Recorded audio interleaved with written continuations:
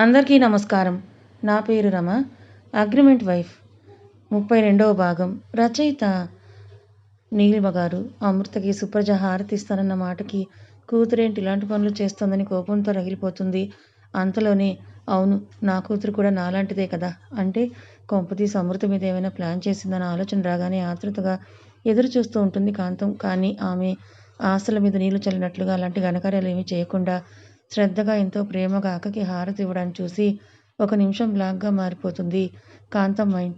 కొంపతీసి ఇది కూడా మారిపోయిందా? అంత ఆనందంగా హారతిస్తోంది, లేకపోతే ఇంకేదైనా ప్లాన్ చేస్తుందా? మంచిగా నటించి ఏమైనా చేయాలనుకుంటుందా అని ఆలోచిస్తూనే ఉండిపోతుంది. విశాల్ మాత్రం ఇది నిజంగా కృష్ణ వల్ల వచ్చిన మార్పా, లేదా ఇంకేదైనా ఆలోచన అని ఒక 2 నిమిషాల పాటు ఆలోచించి అంతకన్నా ఎక్కువ సమయం తన గురించి ఆలోచించే పర్సనాలిటీ కాదని అక్కడితో ఆలోచన వదిలేసి అమ్మ వైపు చూపులు నిలుపుతాడు. ఎంత తొందరగా అవుతుందా తన ప్రేయసఖిని ఎప్పుడెప్పుడు చూసి తరిద్దామా అని ఎదురు చూస్తున్న విశాల్కి వసంతంలో చిగురించిన చిరుగాలిలో ఇక స్నానానికి వెళ్ళండన్న బామ్మగారి మాట వినిపిస్తుంది. ముందు విశాల్ రూమ్లోకి వెళ్ళే వరకు ఆగమని పద్మావతి గారు పార్వతి గారికి చెప్పిన మాట గుర్తుంచుకొని ఇంకా అమృతని పంపించరు. కానీ మన తెలివిగల విశాల్ బాబు మాత్రం అలా జరుగుతుందని ముందే ఊహించి రూమ్లోకి వెళ్ళినట్టు వెళ్ళి మళ్ళీ అందరూ గార్డెన్లోనే ఉన్నారు కాబట్టి సైలెంట్గా వెనక్కి వచ్చి అమ్ము రూమ్లో దాక్కుండిపోతాడు డోర్ వెనక. పార్వతి గారు అమృత ఇద్దరు వస్తూ కనిపిస్తారు. డోర్ వెనక నుంచే దొంగచాటుగా చూస్తున్న విశాల్ కళ్ళకి అమ్ము, నా డార్లింగ్తో పాటు అమ్ము కూడా వస్తోంది, ఇప్పుడు ఎలా అని ఆలోచించి పాకెట్లో ఉన్న తన ఫోన్ తీసి ప్రసాద్కి ఫోన్ చేసి వాళ్ళ అమ్మని సైడ్ చేయమని చెప్తాడు.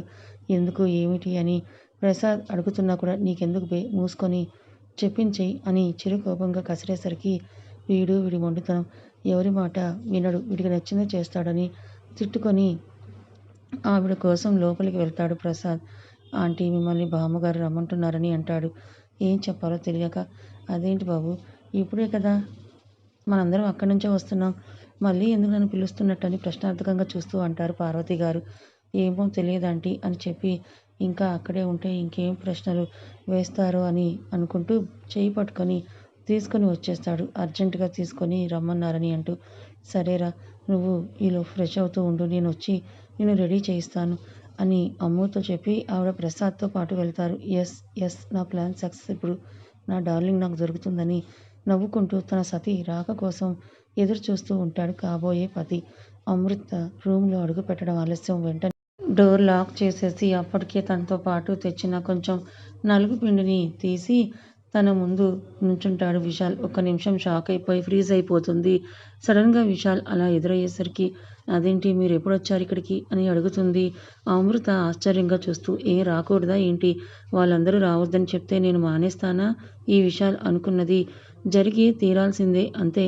అందరూ నాకు నలుగు పెట్టారు, ఫంక్షన్ చేశారు, కానీ మనకి మనం చేసుకుంటేనే కదా సెలబ్రేషన్ కంప్లీట్ అయినట్టు. కాబట్టి ఇప్పుడు నేను నీకు రాయాలి, నువ్వు నాకు రాయు, అది కూడా అందరిలా కాకుండా కొంచెం డిఫరెంట్గా ఉండాలి అని అంటాడు చిలిపిగా కళ్ళని ఎగరేస్తూ. అతని వాయిస్ టోన్లో వచ్చిన మార్పుని గమనించింది అమృత. డిఫరెంట్గా అంటే ఎలా అని అడుగుతుంది అనుమానంగా చూస్తూ. ఏం లేదు, ఈ హల్దీ ఫంక్షన్ మనది అంటే నీది నాది పెళ్ళి కాబట్టి మన కోసం జరిపిస్తున్న ఫంక్షన్. సో అందరిలా కాకుండా మనం కొంచెం వెరైటీగా నాకు నచ్చిన ప్లేస్లో నేను ఈ నలుగు పిండిని పూస్తాను, అలాగే నువ్వు నీకు నచ్చిన చోట నాకు రాయాలి, ఓకేనా? Ready 1 2 3 start.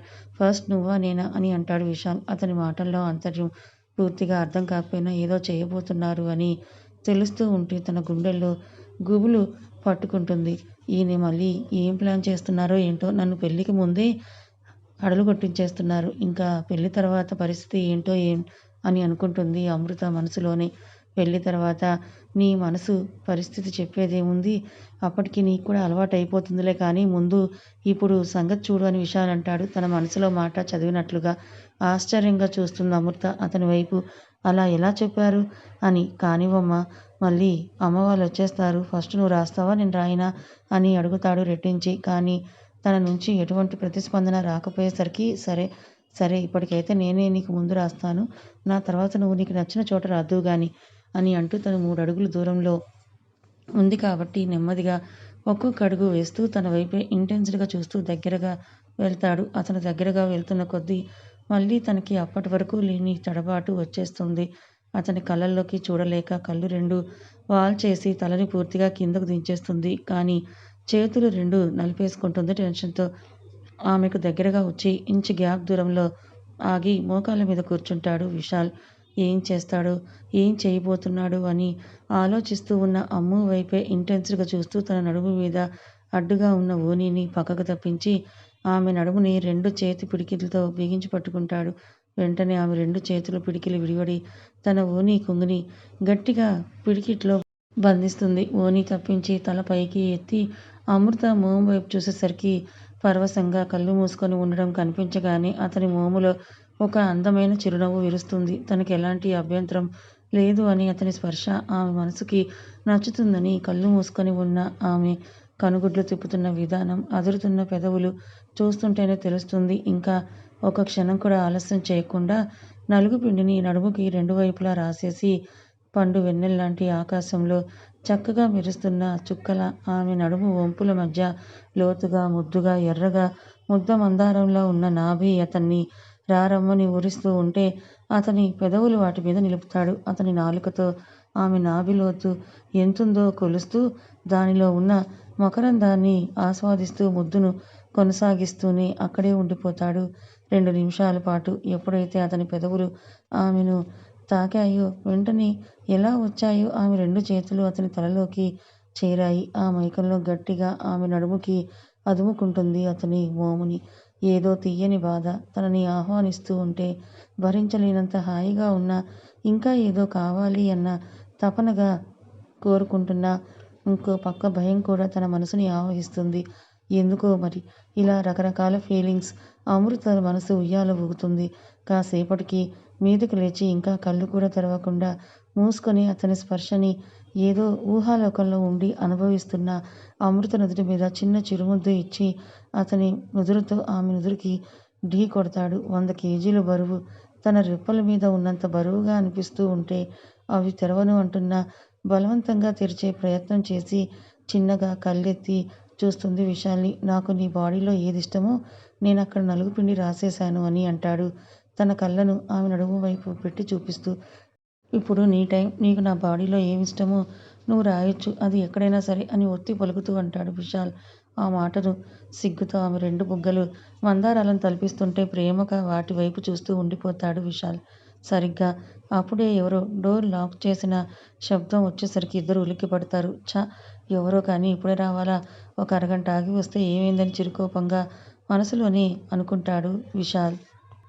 ఇప్పుడు ఇవన్నీ అవసరమా? అత్తయ్య వచ్చేస్తారు మళ్ళీ ఏమనుకుంటారో మీరిక్కడి నుంచి వెళ్ళండంటూ అని అంటుంది అమృత అతని గుండెల మీద చేయి పెట్టి నెట్టుతూ. నా చేత నువ్వు రాయించుకొని సరదా పడ్డావు. అలాగే ఇప్పుడు నాకు రాస్తే నేను సరదా పడాలి కదా అని అంటాడు విశాల్. నేనేమి రాయమని మీకు చెప్పలేదే. మీకు మీరే రాసేసి మీకు మీరే నేను అడిగానని చెప్పుకుంటే ఎలా అని అంటుంది పెదవి చాటున వస్తున్న నవ్వును దాచేస్తూ. ఆహా! మరి ఎవరో కానీ నా ఫోన్‌కి మెసేజ్ పెట్టారు. ఇక్కడికి వచ్చి వెయిట్ చేయమని. మరి ఇప్పుడు ఇలా మాట్లాడడం కరెక్ట్ కాదని అంటాడు సీరియస్‌గా మొహం పెట్టి. అప్పుడు ఆ మెసేజ్ మీకు ఎవరు పెట్టారో వాళ్ళ దగ్గరికి వెళ్ళాలి. నా దగ్గరికి ఎందుకొచ్చారని అడుగుతుంది అమృత నడుము మీద రెండు చేతులు వేసుకొని. ఏంటి జోకా? నాకు నవ్వు రాలేదు. కానీ ఇప్పటికైనా నిజం ఒప్పుకుంటావా? లేకపోతే నన్ను వెళ్ళిపోమంటావా? నువ్వే కదా నాకు మెసేజ్ పెట్టావు. అందుకే కదా నేను నీ దగ్గరికొచ్చాను అని అంటాడు విశాల్ కోపం నటిస్తూ. ఏంటి నేను నీకు మెసేజ్ పెట్టానా?